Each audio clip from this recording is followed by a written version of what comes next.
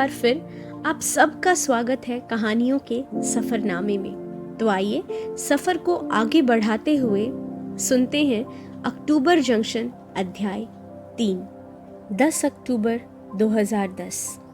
अगले दिन सुदीप अपने प्रोग्राम के हिसाब से सारनाथ घूमा। वह बनारस क्यों आया था, इसकी सही वजह यही थी कि वह आजकल अपने बिजनेस को आगे बढ़ाने को लेकर बहुत पैनिक करने लगा था। वो आजकल एंटी डिप्रेशन दवाइयाँ ले रहा था। उसको एक डॉक्टर ने सलाह दी थी कि कुछ दिन वह अपने आप को इस दुनिया से एकदम काट ले। सुदीप के बारे में कुछ बताती चलूं कि सुदीप ने किसी आईआईटी या आईआईएस से पढ़ाई नहीं की थी, बल्कि वो 12वीं क्लास तक ही पढ़ा था, ग्रेजुएट भी नहीं था। सुदीप बचपन से मैथ्स में बहुत अच्छा था। ओलंपियाड में भी बहुत अच्छा परफॉर्म किया था। उसको मैथ के नंबर ऐसे समझ आते थे जैसे कि नंबर ना होकर लोग हों जिनकी शक्ल वह पहचानता हो। सुदीप को अखबार में आने वाले कंपनियों के शेयर प्राइस याद हो जाते थे। वह शेयर वाले पन्ने को घंटों पढ़ता था। धीरे धीरे उसका शेयर में इतना इंटरेस्ट बढ़ गया कि दलाल स्ट्रीट नाम की मैगजीन लखनऊ में सबसे पहले खरीदकर पढ़ लेता था। जितना भी कुछ ऑनलाइन मिलता वह सब कुछ पढ़ जाता। वह शेयर मार्केट में बिना पैसा लगाए भी इसको गेम की तरह खेलता कि अगर उसने इतने पैसे लगाए होते तो कितने हो जाते। उसने अपने दोस्तों से पैसे उधार लेकर मार्केट में पैसा लगाना शुरू किया और धीरे धीरे इस खेल का बड़ा खिलाड़ी हो गया। 12th के बाद 2 साल तक तो वह आईआईटी जेईई की तैयारी का बहाना बनाकर शेयर में खेलता रहा। उसने यह सब इतना चुपचाप किया कि घर पर किसी को पता नहीं चला। उन 2 सालों में एक ऐसा पॉइंट आया कि उसको लगा कि किसी भी कॉलेज जाकर वह अपना टाइम बर्बाद करेगा। वह आगे पढ़ाई करके अपना टाइम वेस्ट नहीं करना चाहता था। जैसे ही यह बात उसने अपने घर पर रखी, उसके पापा ने उससे बात करना बंद कर दिया। सुदीप को शेयर का इतना चस्का था कि उसको लगा कि लखनऊ में रहकर वह आगे नहीं बढ़ पाएगा। वह घर वालों को नाराज छोड़कर मुंबई पहुंच गया। जिस समय उसके दोस्त कुछ लाख रुपए के सालाना पैकेज की नौकरी के इंटरव्यू दे रहे थे, उस समय सुदीप कई कंपनियों में शेयर इन्वेस्ट करके करोड़ों रुपए कमा चुका था। उसने जो कुछ भी बनाया था उसके लिए दिन रात कोई मेहनत नहीं की थी। एक समय के बाद वह शेयर मार्केट से पैसे कमाने से भी बोर हो गया। वह अपना सारा ध्यान कहीं एक जगह लगाना चाहता था। उसने अपने सेविंग के पैसे से एक बुक माई ट्रिप नाम की कंपनी शुरू कर दी। साल 2008 में जब दुनिया भर में कई कंपनियां बंद हुई, उसी दौरान शेयर मार्केट क्रैश कर जाने से सुदीप को करोड़ों रुपए का नुकसान हुआ। उसने ज्यादातर पैसे ऐसी ही कंपनियों में लगाए थे जो क्रैश में बिल्कुल बंद होने की कगार पर चली गई थी। ले देकर बुक माई ट्रिप नाम की कंपनी में उसका मन लगता था, इसीलिए अभी बस उसी पर फोकस कर रहा था। अगर वह यह एक कंपनी को अगले 2-3 साल तक चला ले गया तो वह अपने नुकसान की भरपाई कर पाएगा। उसको पहले से दिखता था कि पूरी दुनिया और हिंदुस्तान में लोगों का ट्रैवल को लेके उत्साह बढ़ने वाला है। आने वाले कल में लोग साल भर पैसे इसीलिए बचाएंगे कि खूब घूम पाएं। खैर, यह तो हुई सुदीप के बारे में बात। अब कहानी पर लौटते हैं। अपने होटल का नंबर देने के बाद सुदीप को थोड़ी बहुत उम्मीद थी कि शायद चित्रा का कॉल आएगा। वह चित्रा के रोने की वजह जानना चाहता था, इसलिए नहीं कि वह उसकी कुछ मदद कर पाएगा, बल्कि इसलिए कि कम से कम उतनी देर उसका ध्यान कहीं और लगेगा। हम इतनी झूठी जिंदगी जी रहे हैं कि हम दूसरे को चुप करवाते हुए अपने आप को भी चुप करवाते हैं। चुप कराने से जब सामने वाला चुप हो जाता है तो बेचैनी और बढ़ जाती है कि हम खुद कहाँ जाके रोएं और हमें कौन चुप कराएगा। खैर, चित्रा का फोन नहीं आया। सुदीप की प्लानिंग के हिसाब से बनारस में आज उसकी आखिरी शाम थी। वह जाने से पहले फिर से 80 घाट पर पहुंचा। पिज़्ज़ेरिया कैफे में उसने नींबू और शहद पानी ऑर्डर किया और बैठकर घाट की तरफ होती हलचल में खोने लगा। जब थोड़ी देर में घाट से ध्यान हटाकर उसने कैफे के अंदर देखा तो चित्रा सामने वाली टेबल पर दिखी। उसने वहीं से हाथ हिलाया। चित्रा ने उसको देखा और हाथ हिलाया। सुदीप वहां से उठकर चित्रा की टेबल पर पहुंचा और बैठने के लिए पूछा, क्या मैं यहाँ बैठ सकता हूँ? जरूर, पूरा कैफे खाली है वैसे। यह बोलकर चित्रा हंस दी। उसकी हंसी फैलकर सामने ठहरी हुई गंगा के शाम के साथ घुल गई। तो कैसा रहा तुम्हारा ब्रेक? ठीक ठाक। तुम्हारा रोना पूरा हो गया? हाँ, पूरा हो गया। मैं कल जा रही हूँ। मैं भी। किताब पूरी करना तो मुझे भेजना। ज़रूर। तुम क्यों रो रहे थे वैसे उस दिन घाट पर? मैं कहाँ रो रहा था? बकवास मत करो, मैं किसी से नहीं बताऊंगी।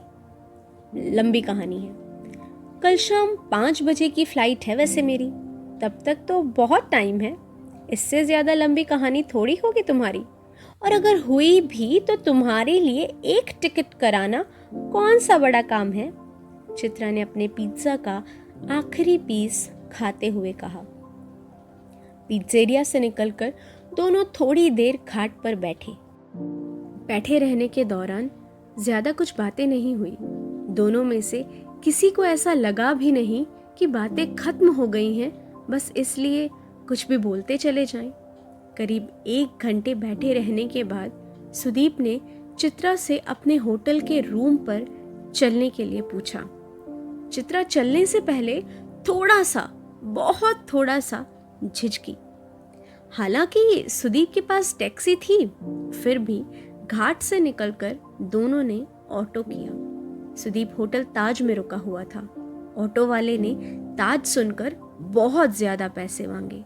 सुदीप पैसे देने के लिए तैयार हो गया, लेकिन चित्रा ने ऑटो वाले को हड़काया। सुदीप ने कहा कि रहने दो, क्या फर्क पड़ता है।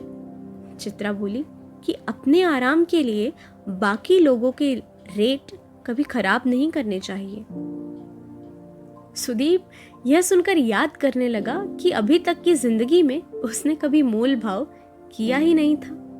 जब ऑटो लंका से निकला तो यूनिवर्सल बुक शॉप पर चित्रा ने ऑटो को रुकवाया। दुकान में अंदर जाते ही चित्रा ने बिना एक भी मिनट गवाए मुराकामी की किताब काफका ऑन द शोर खरीदी। उसके पहले पन्ने पर उसने लाल रंग के पेन से लिखा, with love, luck and light. इसके नीचे अपना ऑटोग्राफ स्टाइल में नाम लिखा और तारीख डाली 10-10-10। ऑटो में बैठते ही चित्रा ने सुदीप की तरफ किताब बढ़ाई। सुदीप ने किताब को उल्टा पलटा और कहा, मेरी लाइब्रेरी में मुराकामी की सारी किताबें हैं, तुम ये वाली रख लो, अपनी लाइब्रेरी वाली किताब मुझे भेज देना। यह कहते हुए चित्रा ने किताब का पहला पन्ना खोलकर सुदीप को दिखाया। आज 10-10-10 है। ऐसा दुनिया के हिस्सों में माना जाता है कि आज का दिन शादी के लिए बहुत लकी होता है, सुदीप ने कहा। तुम मानते हो ये सब? चित्रा ने किताब बंद करके सुदीप के हाथों में थमाते हुए कहा। हाँ, कभी कभी। वैसे मेरी तो शादी हो चुकी है, पहले पता होता तो आज के दिन ही शादी करती। चित्रा ने ऑटो वाले को चलाने के लिए इशारा करते हुए कहा। सुदीप को शादी वाली बात सुनकर जितना चौंकना चाहिए था उससे थोड़ा सा कम चौंका। यहाँ पर चित्रा के बारे में यह बताना जरूरी हो जाता है कि चित्रा ने आधी बात ही बताई थी सुदीप को कि उसकी शादी हो चुकी है। चित्रा की शादी के बाद डाइवोर्स भी हो चुका था, वो भी 2 साल पहले। वह बनारस किसी कविता के इवेंट के लिए नहीं आई थी, बल्कि अपनी मैरिज एनिवर्सरी के दिन वो उस शहर में रह न पाती।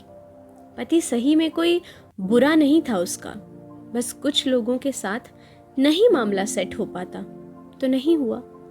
चित्रा और उसके पति दोनों कॉलेज में एक साथ थे। उनकी लव मैरिज हुई थी। चित्रा ने एक नॉर्मल सॉफ्टवेयर कंपनी में 2 साल नौकरी भी की थी। अब वैसे भी दुनिया में डाइवोर्स होना कोई ऐसी बड़ी बात तो है नहीं, डाइवोर्स ना होना शायद ज़्यादा बड़ी बात है। चित्रा बचपन से भी कुछ न कुछ लिखने की शौकीन थी। चित्रा का कोई भी एक ऐसा दोस्त नहीं था जिसके साथ उसके संबंध अच्छे रहे हों। वह कभी न कभी किसी न किसी बात पर लड़ लिया करती थी। थोड़ी मुंहफट थी तो यह बात सबको अच्छी नहीं लगती थी। चित्रा को सब कुछ चाहिए था, नाम, पैसा, जिसके लिए वह बहुत ज़्यादा मेहनत नहीं करना चाहती थी। उसका पति क्योंकि इकलौता बेटा था, इसलिए डाइवोर्स के बाद चित्रा को ठीक ठाक पैसा मिल गया था, लेकिन पैसा इतना नहीं था कि चित्रा अपनी पूरी जिंदगी आराम से काट सके। वह सोचती थी कि किताब लिखकर वह अमीर बन जाएगी और पैसे भी कमा लेगी। 2 साल से अपनी किताब पूरी ना कर पाने की वजह से जिंदगी में ठीक ठाक दुखी भी थी वैसे वो। खैर, चित्रा के बारे में जान लेने के बाद हम ऑटो में लौटते हैं, जहाँ चित्रा और सुदीप होटल की तरफ जा रहे हैं। वे ताज में रूम में जाएंगे या रेस्टोरेंट में, देखते हैं। लेकिन उससे पहले ऑटो वाले ने मनोज तिवारी का गाना बदलकर लग जा गले कि फिर ये हंसी रात हो ना हो चला दिया था। गाना बदलते ही ऑटो के अंदर का माहौल भी बदल गया था। चित्रा को पता था कि वो होटल जा रहे हैं। चित्रा ने सुदीप से पूछा, क्या पीते हो तुम? मैंने पीना बंद किया हुआ है, एलर्जी होती है। तुम क्या पीती हो? विस्की, लेकिन कभी कभार जब बहुत खुश होती हूँ या बहुत दुखी, ऐसे ही केवल पीने के लिए नहीं पीती। ऑटो ताज के बाहर रुका। चित्रा ने फटाफट अपने पर्स से पैसे निकालकर दे दिए। सुदीप ने पैसे देने के लिए अपनी जेब टटोली, लेकिन तब तक चित्रा ने पैसे दे दिए थे। उसको जेब टटोलते देख चित्रा ने बोला कि वह कभी बाद में कहीं कॉफी पिला दे, हिसाब बराबर हो जाएगा। दोनों होटल के अंदर घुसे। गेट पर खड़ी सिक्योरिटी ने दोनों को थोड़ी अजीब नजर से देखा था। सुदीप ने पूछा भी कि हम लोग रेस्टोरेंट में बैठ सकते हैं। चित्रा ने कहा, नहीं, आराम से रूम में बैठते हैं। सुदीप को थोड़ा सा अजीब लगा था। अजीब नहीं लगता अगर उसे पता ना होता कि चित्रा की शादी हो चुकी है। ऐसे तो लड़कियों के साथ रुकना सुदीप के लिए कुछ नया नहीं था। वैसे भी बहुत सी लड़कियां मिलती थी उसको। वे उससे ज्यादा उसके पैसों में इंटरेस्टेड थी। यह बात सुदीप को भी अच्छे से पता थी। सुदीप के लिए लड़कियों के साथ सोना या रुकना ऐसा कोई लाइफ का बड़ा सवाल नहीं था जिसके बारे में उसे एक सेकंड भी सोचना पड़े। कमरे में जाते ही चित्रा ने टीवी ऑन किया। सुदीप वॉशरूम में हाथ मुंह धोने चला गया। शीशे के सामने उसने अपने आप को थोड़ी देर तक देखा। वह कुछ नहीं सोच पा रहा था। जब वह वॉशरूम से लौटा तो चित्रा आराम से बिस्तर पर टेक लगाकर पसर चुकी थी। सुदीप ने पूछा, क्या क्या ऑर्डर करना है? बस कुछ खाने को कर दो, दारू तो है ही मेरे पास।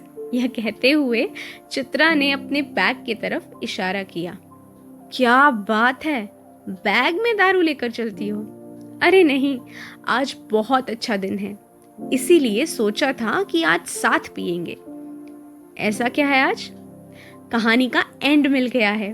वैसे भी अकेले पीती बैठकर इससे अच्छा कंपनी मिल गई। लेकिन मैं तो पीऊंगा नहीं, मुझे एलर्जी हो जाती है। ऐसा है, एलर्जी की दवा भी है मेरे पास।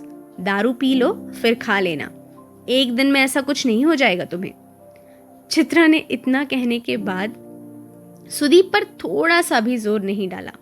जोर डाला होता तो वो शायद ना पीता, लेकिन चित्रा ने इस स्टाइल में पूछा कि सुदीप मना नहीं कर पाया। अगले 5 मिनट में दोनों पहला चेयर्स कर चुके थे। Chairs to your book. Sudeep बोला। तो अब बताओ, उस दिन रो क्यों रहे थे? तुम्हें गलतफहमी हुई है, मैं कहाँ रो रहा था। देखो बेटा सुदीप, ऐसा है, मना तो तुम कर नहीं सकते, और माना कि तुम बड़े बिजनेसमैन हो, लेकिन मैं भी छोटी मोटी लेखिका हूं। कब कौन रो रहा है पता चल जाता है मुझे। नाटक मत करो और बताओ। इसके बाद सुदीप यादव ने अपनी पूरी राम कथा शुरू करी, जो हम जानेंगे कहानी के अगले भाग में। यदि आपको कहानी पसंद आई हो तो हमारे साथ जुड़े रहने के लिए हमारे चैनल को अभी सब्सक्राइब करें।